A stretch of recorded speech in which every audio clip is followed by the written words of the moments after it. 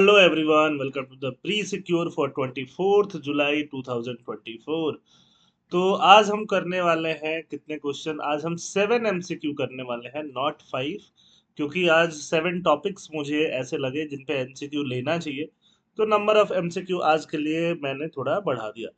और कभी कभी जब ऐसा मुझे लगेगा कि नंबर ऑफ एमसीक्यू थोड़ा ज़्यादा लेने चाहिए, 7 8 6 मोर देन 5, मैं किसी किसी दिन ऐसा ले लिया करूंगा। तो आउट ऑफ 7 कितने क्वेश्चन आप सही करते हो वो मुझे कमेंट सेक्शन में जरूर बताइए। With first question, with reference to Pradhan Mantri Mudra योजना, कंसीडर द फॉलोइंग। प्रधानमंत्री मुद्रा, मुद्रा मतलब पैसा होता है, पता है ना। तो ये इससे क्या मिलता है? It extend affordable credit, credit मतलब loan, to micro and small enterprise. क्या ये सही है? बताओ। अ farming related income generating activity is eligible for loans under this scheme. Farming related income generating activity जो है वो लोन के लिए एलिजिबल है, बताओ। There is no subsidy for the loan given under प्रधानमंत्री मुद्रा योजना। कौन सा स्टेटमेंट सही है, कौन सा स्टेटमेंट गलत है? कितने स्टेटमेंट टोटल सही हैं वो बताना है, करेक्ट। सिर्फ और सिर्फ कितने स्टेटमेंट सही हैं? 2। There is no subsidy for the loans given under PMMY scheme provide loan without any subsidy component but the interest rate are kept affordable। ये इसका मेन पार्ट है। और ये लोन किसको मिलता है? माइक्रो स्मॉल एंटरप्राइजेस को मिलता है, 10 लाख तक का लोन मिलता है। Farming related income generating activities इसमें इंक्लूडेड नहीं है, बट फार्मिंग की अलाइड एक्टिविटीज जैसे डेयरी, पोल्ट्री, बी कीपिंग, ये सब एलिजिबल है। तो ये बहुत इंपॉर्टेंट है, बजट में था तो मैंने कवर कर लिया। Venture capital, capital fund. Venture जैसे आप बाहर निकल जाओ घूमने के लिए तो उसको वेंचरिंग बोला जा सकता है। तो वैसे ही जिनके पास बहुत पैसा है, वो कहीं भी इन्वेस्ट करना चाह रहे हैं किसी अननोन जगह भी, तो उसको क्या बोल सकते हैं? वेंचर बोल सकते हैं। Venture capital fund primarily invest in early stage companies with high growth potential, जिनका ग्रोथ पोटेंशियल हाई है, तो ऐसा ही होना चाहिए। Venture capital fund typically require high level of collateral, collateral उनको नहीं चाहिए होता है ना, कोई कंपनी का कोलेट्रल नहीं चाहिए। Returns from venture capital fund investment are generally realized through capital gains। Capital gains जब उनको होता है when the portfolio companies go public और आर एक्वायर्ड, जब वो छोटी कंपनी बड़ी बन जाती है, उसको कोई और एक्वायर कर ले, है ना, तो इनमें इनके शेयर बढ़ जाता है, तो ऐसे ही इनका कैपिटल गेन्स होता है। ठीक है। तो फोर्थ जो स्टेटमेंट है, venture capital fund often provide not only financial support but also mentorship and strategic guidance to the startup. आपने देखा होगा, क्या देखा होगा, शार्क टैंक वगैरह देखा होगा, तो वो मेंटरशिप और स्ट्रेटजिक सपोर्ट भी तो देते हैं वो लोग। ठीक है। तो फोर्थ भी सही लग रहा है यहाँ पे। तो इनकरेक्ट पूछा गया, ये हमेशा पढ़ा करो बार बार। तो इनकरेक्ट में तो ये 4 वाले 1 वाले हट ही जाएंगे, सिर्फ और सिर्फ कौन बचेगा? सेकंड वाला। सेकंड का आंसर क्या हो जाएगा? बी हो जाएगा। ठीक है। क्वेश्चन नंबर थर्ड, विवाद से विश्वास स्कीम। ये पुराना स्कीम है, इसके ऊपर यूपीएससी क्वेश्चन भी पूछ चुकी है। विवाद किसको लेके? टैक्स को लेके। कई बार टैक्स भरने वाले जो हैं उन पे इनकम टैक्स केस वेस कर देती है, और कई बार किसी गलती नहीं होती या थोड़ा डिस्प्यूट चलते रहता है, तो वो डिस्प्यूट खत्म करने के लिए और पैसे निकालने के लिए गवर्नमेंट चलाती है विवाद से विश्वास स्कीम। विवाद है उसको हटाओ और विश्वास के ऊपर काम करो। The scheme aims to resolve pending direct tax dispute. बिल्कुल सही बात है, this is the motto. Under the scheme tax payer can settle dispute by paying the disputed tax amount without any penalty. सही बात है, अदरवाइज वो case को बढ़ाते जाएंगे। The scheme applies only to individual taxpayer, including excluding corporation and other entities. The scheme provides a waiver of interest and penalty for dispute settled under its provision। कौन से statement सही है, कौन से गलत है, आपको कौन से वाले बताने हैं? इनकरेक्ट वाले बताने हैं। तो पहला तो ऑब्वियसली सही है, दूसरा भी सही है, तो दो से ज्यादा इनकरेक्ट तो यहाँ पे नहीं हो सकते, है ना। तो 3 तो बिल्कुल नहीं हो सकता, ऑल ऑफ द अबव भी नहीं हो सकता। इसमें सिर्फ और सिर्फ एक ही आंसर, एक ही जो है वो इनकरेक्ट है, वो है स्टेटमेंट नंबर 3। ये the scheme applies to all tax payer, individuals पे भी, कॉरपोरेशन पे भी, एंटिटीज पे भी।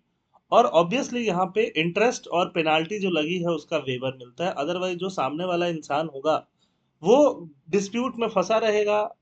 अगर मान लो मेरे पे 100 रुपया का टैक्स डिस्प्यूट चल रहा है ना, मैंने केस कर रखा है या इनकम टैक्स ने मेरे ऊपर कर रखा है, ऐसा कुछ केस चल रहा है, और मुझे लगे कि नहीं मुझे फाइन भी भरना पड़ेगा, पेनाल्टी भरना पड़ेगा, तो मैं लीगल रूट ही लूंगा।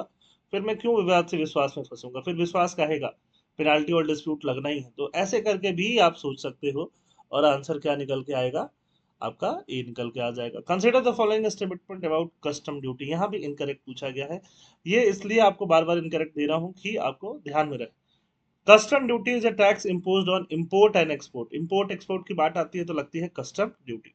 कस्टम ड्यूटी लगाने वाला, डिसाइड करने वाला जो है वो है central board of indirect tax, indirect tax and custom, तो इसको बोलते हैं सीबीआईसी। ठीक है, पता होना चाहिए आपको।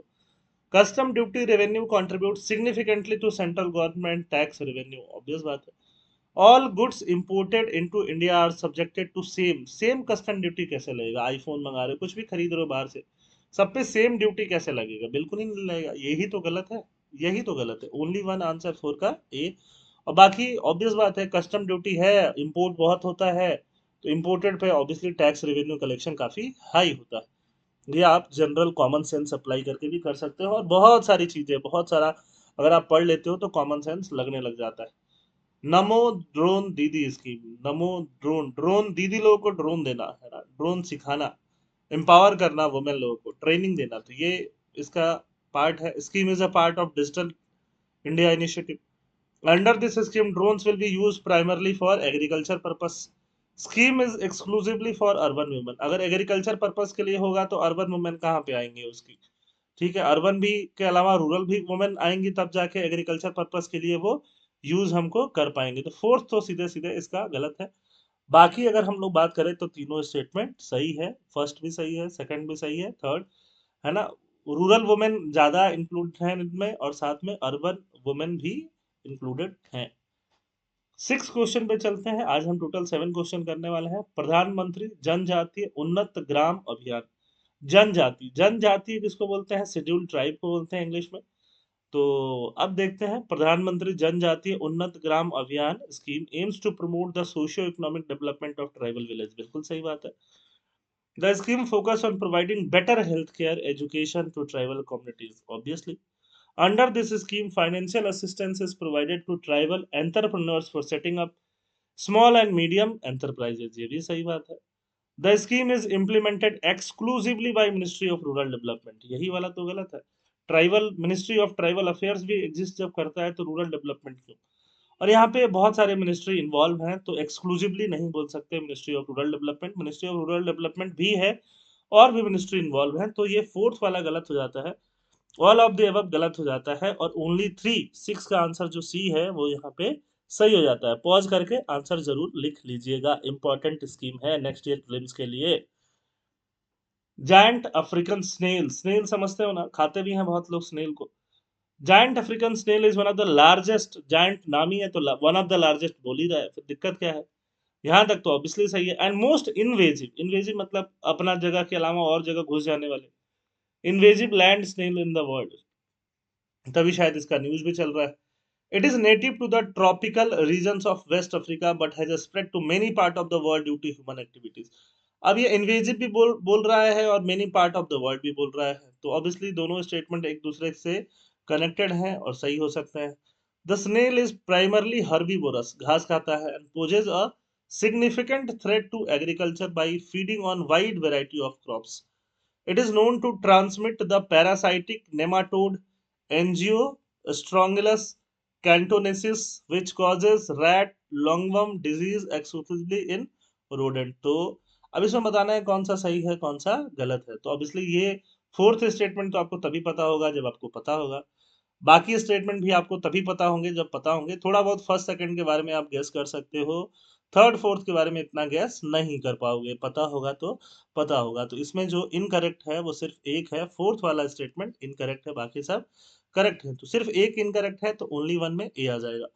The giant African snail is knows to transmit the parasitic nematode Angiostrongylus cantonensis, which causes rat lungworm disease, but this disease affect human as well as rodent, not exclusively rodent। तो सिर्फ इतने part के लिए है ना, which cause, ठीक है, सिर्फ ह्यूमन के अलावा रोडेंट्स में भी, रोडेंट्स के अलावा ह्यूमन में भी ये डिजीज फैलता है।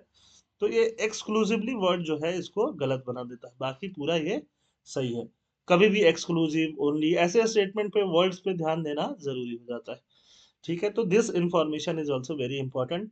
कमेंट सेक्शन में बताना कितने आपका स्कोर आया आउट ऑफ 7। ठीक है। पीडीएफ कहाँ मिलेगा आपको पता है, टेलीग्राम चैनल पे, और लिंक कहाँ मिलेगा डिस्क्रिप्शन बॉक्स में। थैंक यू, जय हिंद।